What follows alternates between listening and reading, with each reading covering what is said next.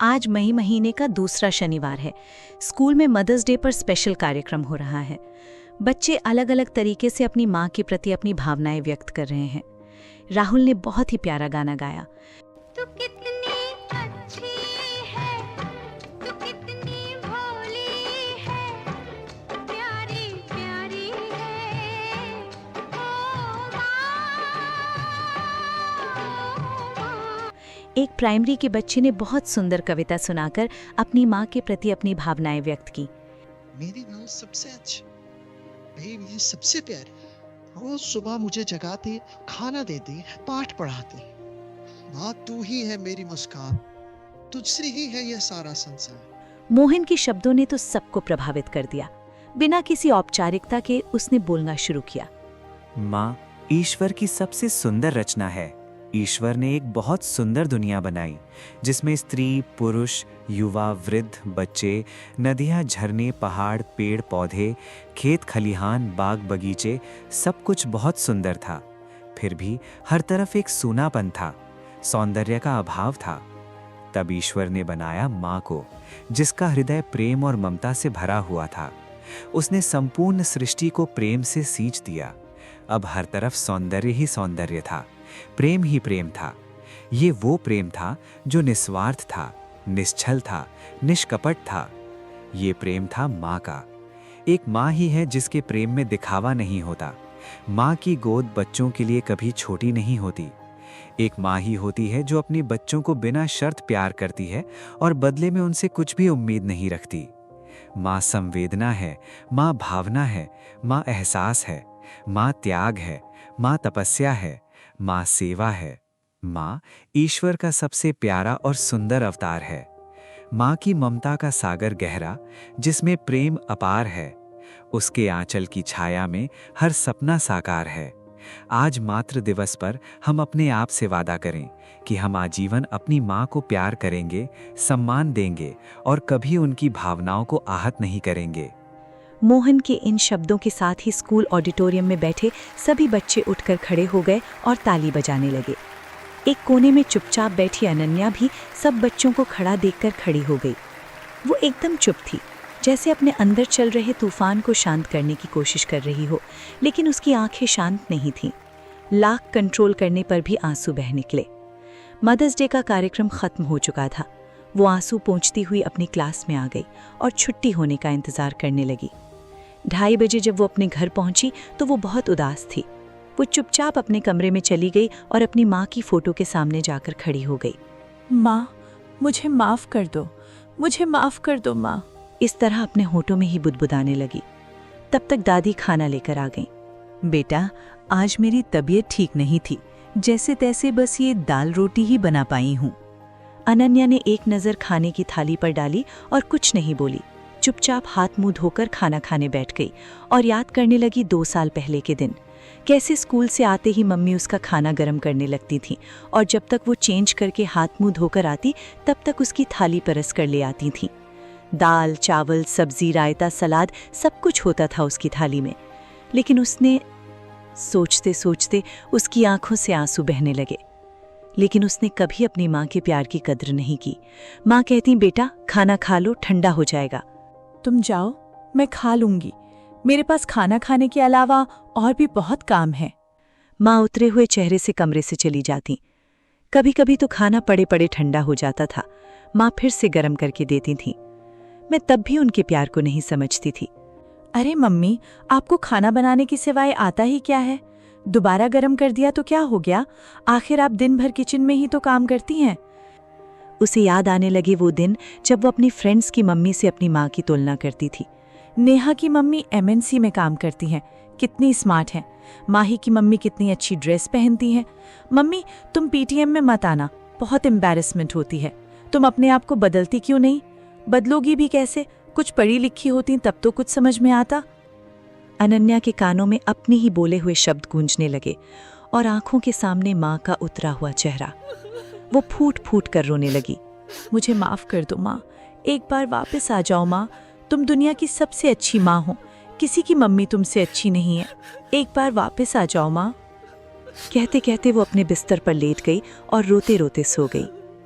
अनन्या को खाना देकर दादी अपने कमरे में आ गईं और कुर्सी पर बैठ गईं। उनकी आंखें शून्य में देख रही थीं और आंखों के सामने घूम रहा था 14 नवंबर चिल्ड्रंस डे का वो दिन, जब उनकी बहू अनीता सुबह से किचन में लगी हुई थी। उसने अपनी बेटी अनन्या की पसंद की एक एक चीज बनाई थी।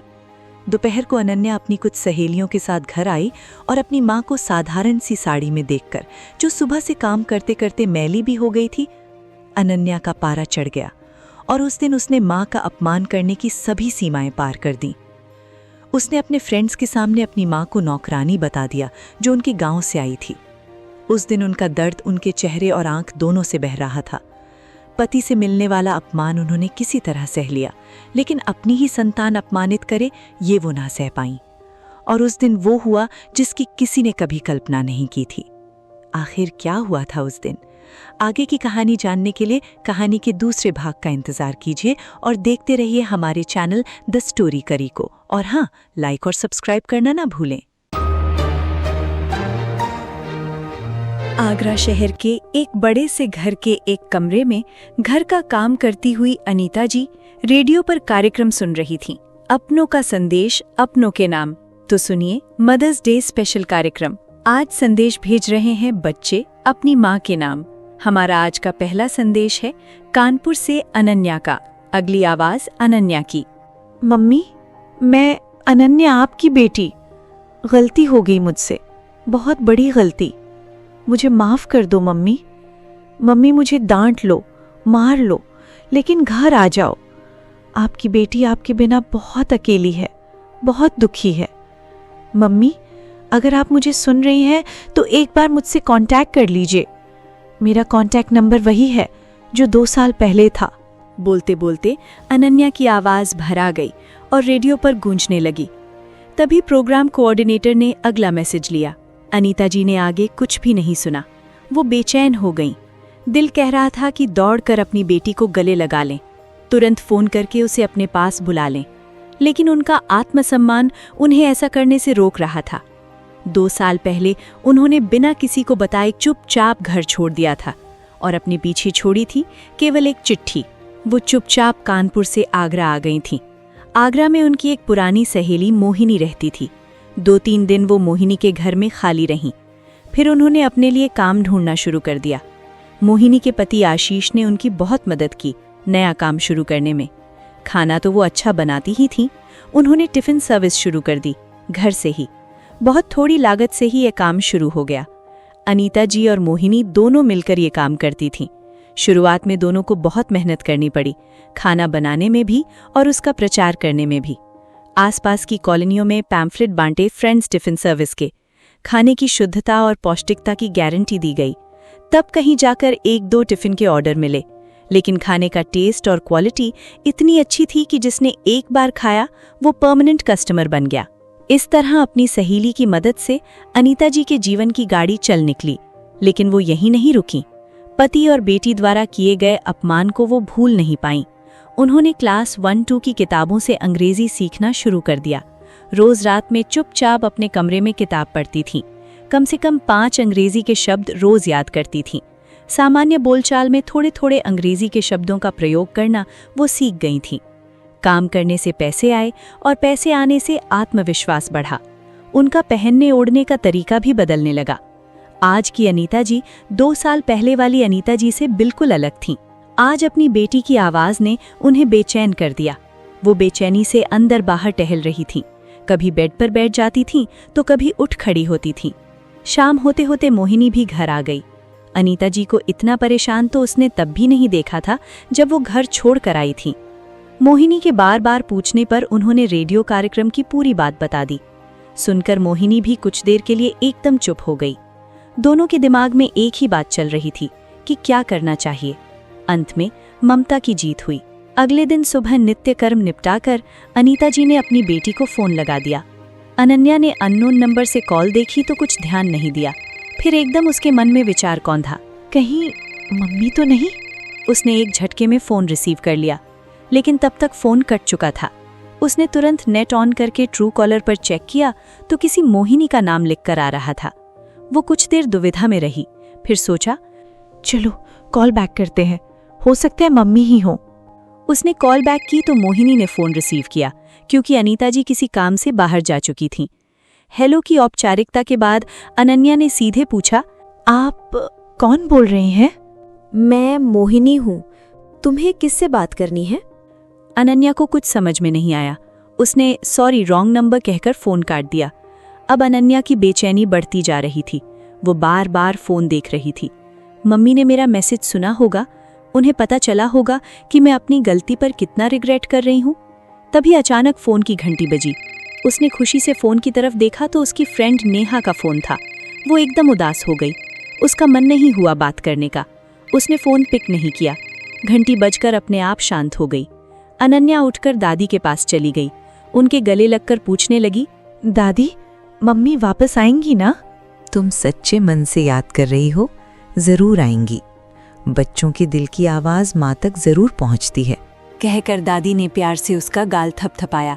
तभी एक बार फिर फ़ोन की घंटी बजी। ट्रू कॉलर पर मोहिनी नाम फ्लैश हुआ। ये मोहिनी कौन है बेटा? पता नहीं दादी, सुबह भी इस नंबर से कॉल आई थी, बात कर ही लेती हूँ। कहते हुए अनन्या ने फ़ोन रिसीव कर लिया। अनन्या के हेलो के जवाब में उधर से मौन। अनन्या ने 2-3 बार हेलो हेलो कहा, लेकिन उधर से कोई जवाब नहीं। अब अनन्या उस मौन को सुनने की कोशिश करने लगी, और शायद उसने सुन भी लिया। उसके गले से धीमी मगर बिल्कुल स्पष्ट आवाज़ निकली, मम्मी, तुम मम्मी हो ना? दूसरी तरफ अभी भी मौन था, पर साथ ही एक सिसकी की आवाज़ आने लगी। मम्मी, तुम कहाँ हो मम्मी? हम अभी आपको लेने आ रहे हैं। नहीं, तुम मत आओ, मैं खुद आ जाऊंगी। कब? कल। पक्का? आप कल आ रही हैं मम्मी? अनन्या खुशी और उत्साह से चहक पड़ी। दोनों तरफ से फ़ोन कट गया। अनन्या ने तुरंत अपने पापा को फ़ोन करके मम्मी के आने की सूचना दी। वो भी ऑफिस से छुट्टी लेकर घर आ गए। सब बहुत खुश थे। अनीता जी का स्वागत करने के लिए प्लानिंग हो रही थी।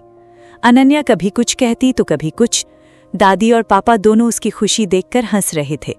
बहुत दिनों बाद उन्होंने अनन्या को इतना खुश देखा था। अगले दिन अनन्या सुबह 6 बजे ही उठ गई। वैसे उसे रात में नींद आई भी कहाँ थी। उसने उठते ही दादी से कहा, दादी, आज मैं माँ की पसंद का खाना बनाऊंगी। तुम बनाओगी? दादी ने आश्चर्य से कहा। हाँ दादी, मम्मी को खाने में क्या पसंद था? तुम्हारी मम्मी को तो कढ़ी बहुत पसंद थी। सुनकर अनन्या मुस्कुरा दी। आज उसने मम्मी की पसंद को देहातियों वाली पसंद नहीं कहा। उसने दादी के साथ मिलकर मम्मी की पसंद का पूरा खाना बनाया और माँ के आने का इंतजार करने लगी। 1 बजे के करीब एक टैक्सी दरवाजे पर आकर रुकी। अनन्या, पापा और दादी तीनों दरवाजे पर ही खड़े थे। मम्मी को टैक्सी से उतरते देख अनन्या दौड़कर उनके गले लग गई। दादी की आंखों से आंसू बहने लगे। पापा की भी आंखें भर आईं। टैक्सी वाले का पेमेंट करके सब घर के अंदर आ गए। अनन्या लगातार माँ के चिपकी हुई थी। वो माँ को छोड़ ही नहीं रही थी। तब तक दादी पानी लेकर आ गईं। अरे माँ जी, आप? कहती हुई अनीता जी उठ खड़ी हुई। उन्होंने दादी के पैर छुए। दादी ने हमारे घर की लक्ष्मी वापस आ गई कहते हुए उन्हें गले लगा लिया। अब अनन्या ने गौर से अपनी माँ को देखा। मम्मी, आप कितनी सुंदर लग रही हो। अनीता जी की body language, speaking style, dress sense सब बदल चुका था। मम्मी, ये आप ही हो? अनन्या ने आश्चर्य से कहा। हाँ, मैं ही हूँ। अब मेरी बेटी को मेरी वजह से शर्मिंदा नहीं होना पड़ेगा। ऐसे मत बोलो मम्मी, मुझे अपनी गलती का एहसास है। अच्छा, नहीं बोलूंगी, कहकर उन्होंने अपनी बेटी को प्यार से चिपका लिया। पापा और दादी भी बिल्कुल पास आकर बैठ गए। एक माँ के आने से बिखरा हुआ मकान फिर से घर बन गया। अनन्या रोज घर में गाई जाने वाली आरती की लाइंस बोलने लगी।